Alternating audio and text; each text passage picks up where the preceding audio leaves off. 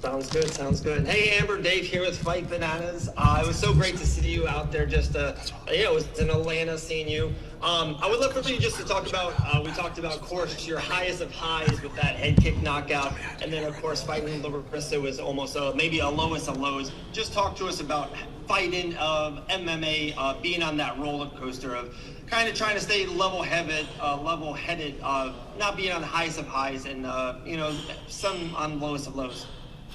I say this a lot, it's something that I learned from a coach, Alex Munoz. He is a UFC fighter over at Team Alpha Male. When I was kind of going through a little bit of a bad run before, so I always say this is have a short memory, right? Don't live anywhere too long. So you don't want to live on the highs too long. You don't want to live on the lows too long, especially with fighting, because there's always another fight coming. So that's pretty much it. It was a beautiful experience the first time. It was a beautiful experience the second time. That wasn't the first time I've been finished. That wasn't the first time I've hit a low in fighting, and that wasn't the first time I hit a high in fighting. I've been doing this for a very long time, and it is what it is. This is fighting. It's about fighting. It's not about the viral and being popular and this and that. Like, of course, for me, it's about fighting. It's about making money to feed my family, experiencing the journey and having these great experiences and making these amazing memories, not just for myself, but the people around me. So yeah, the viral head kick was amazing. Being able to fight Larissa Pacheco, which won't be the last time, was also amazing. It didn't turn out my way, but I take nothing for granted, and I'm still in it, so here I am. And last quick one for me. You kind of just mentioned right there, I would assume very much you would love to, you would win, Larissa wins, boom, championship on the line 2 months from now. Larissa in the championship, that's kind of the goal. That's where your mindset's at right now?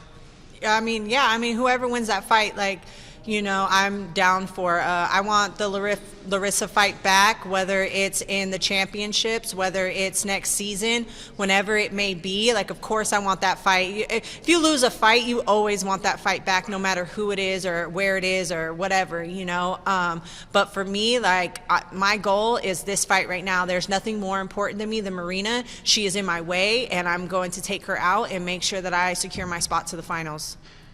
Sounds good. Great stuff. Thanks. Jonathan Ravikant, 5 Reasons Sports. Just building on that point, before that loss to Larissa, you're on a career best 4-fight winning streak. What do you feel like you were able to take away from that loss that allowed you to become a better fighter moving forward? A lot, there was a lot going on, right? Going from never being in that position before. I've never fought as co-main event. I'd never fought a previous champion. So there was a lot of things that I got to take away from, things that I need to implement more in my camp, things that I need to implement more in my mindset.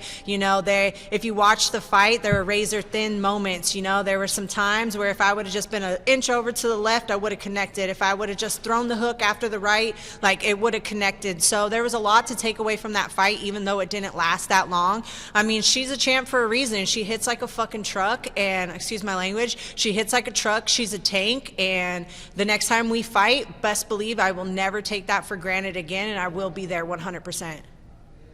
Now, to add on to what you said, not being in the position of a co-main event before, you're now in the position to fight for $1 million. How do you prepare for that mentally, as far as that added pressure going into the fight? Well, I think with what happened last time, definitely set me up to have a better mindset for what's happening this time. I killed all distractions. I've been really diving hard into my faith. Obviously, I've made the announcement a couple times. I've converted over to Islam. I am a Muslim now, and I actually read a funny comment on YouTube where they're like, dang, Larissa punched her so hard, they punched God into her, which I love a good joke, right? So, but everything in life happens for reasons, good and bad, and I definitely needed the Larissa fight to push my life and push me to the next step and just, get some things out of the way and, push me into that next level. If I didn't have the Larissa fight, if it didn't happen the way it happened, I don't think I'd be the person I am, and I don't think I'd be in the right mindset or position to really fight for that $1 million. Appreciate your time, and good luck this next fight. Thank you. Anik. Amber, Anik Subramanian, Flightbook MMA. One question about the past, one about the present. Given the result of your last fight, did you make any physical changes in training, like sparring less this fight camp? I mean, yeah, I've done a lot of physical stuff. You know, I was better about my weight this time. I kind of had a rough weight cut last time, which is something that usually I do not do. Having the back-to-back fights were definitely some adjustment in that department. I absolutely have made all the adjustments that needed to be made physically, make sure I was in better shape, make sure that I was, you know, doing all the right things that I was supposed to do, not taking any time off or being like, oh, you know, my body hurts, I'm tired, like, oh, I just went through a fight camp, blah, blah, blah, blah, blah. Like, I just pushed through it all this time and made sure that I was 100% ready. And obviously, Marina and Larissa are two completely different opponents with two completely different styles. So whatever happened with Larissa is in the past. My game plan for this time was just preparing for Marina. She's a grappler. She's a very talented grappler. I'm not overlooking it whatsoever. So it actually gave me an opportunity to get back to my roots, which is grappling myself. I started in jiu-jitsu. I have amazing grappling, so it gave me a chance to get back to that and really fall back in love with grappling, with jiu-jitsu, you know, with my wrestling and things like that. Awesome. And one about the present. Amber, you're someone that has overcome a lot. You've inspired a lot of people to get to the point where you are today. What does it mean to be fighting at Madison Square Garden, and do you have any memories at this venue? It's amazing. Obviously, I've never been here before. Like, I'm from Cali. Like, I'm a West Coast girl, so I've only been over to New York one time.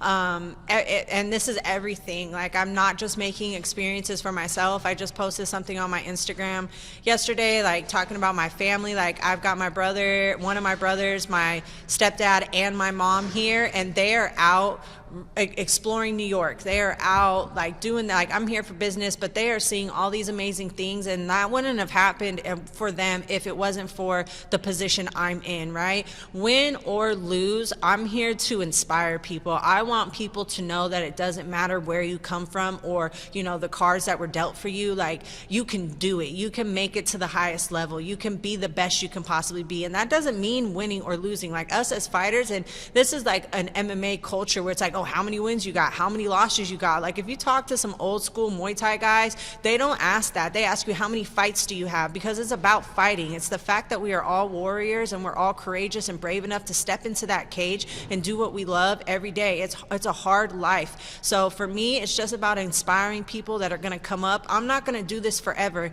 but the things I leave will be here. The memories I leave will be here. The things I say, the people I inspire that are coming up after me, I hope that they inspire more, and then it just trickles down in that way. And that's why I don't talk bad about my opponents.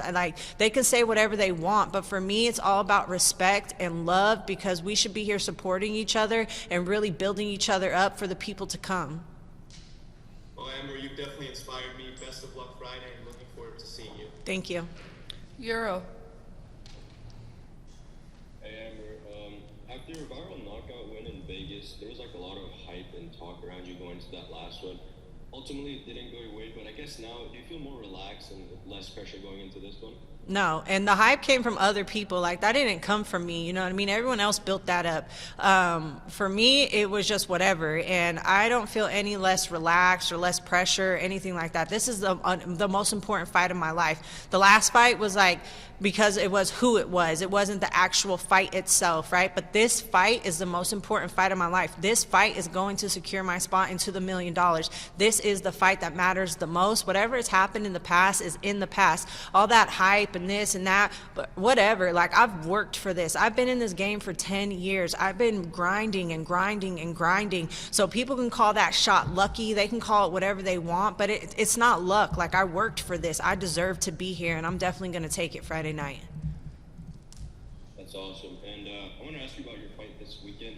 What excites you most about Marina as an opponent? The fact that I can probably show all my skill set, you know, like, she is amazing. Like, she's amazing grappler. She's amazing at Sambo. Like, she didn't get finished by Kayla. She's got all these attributes, right? And so those are the things that excite me the most, because when I beat somebody like that, like, you know, that just shows who I am as a fighter. That shows, or, you know, just even having just an amazing, just nonstop performance, you know, whatever happens, like, that's what you search for as a fighter, right? Like, cool, the quick, fast knockouts are nice. Like, we don't get paid by the minute, you know, whatever people like to say. But, like, at the end of the day, it's about the fight. It's about fighting with your heart. It's about fighting with every last bit that you got, and I definitely think Marina is the perfect opponent to pull that out of me.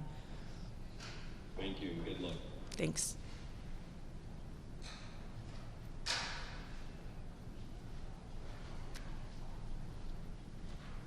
MMA locker room? Or sorry, MMA Fight Club, my apologies. Yes, it's Manny here with MMA Fight Club. How are you? Hi. It's been a while. Last time I spoke to you, I interviewed you way back when you were an Invicta fighter. And one thing I noticed about the interview we had, it was not during fight time. It was not around fight time. And here today, I'm seeing a level of focus and intensity. Do you change? Is your personality different from the fighter you are the days leading up to a fight and then the person that you are when you're not, up to a fight? Well, yeah, I think this fight definitely, I've been a little too nice. I've been a little too happy to be here. I don't like to read comments, but sometimes I read comments that do stick with me, and I seen somebody say like, oh, Amber looks too happy to be here. And maybe that was true, like it was just so amazing to just be in that position that I don't think I really took it fully for what it was, right? And so this time it's like, I'm serious, man. I'm not here to play no games. And I'm the same person all the time, fight or not, but just right now it's business. And it's time for me to do work, and that $1 million is going to change my life. So if she wants it, she's going to have to kill me in there on Friday night. Well, I wish you the best of luck, Amber. Thank you.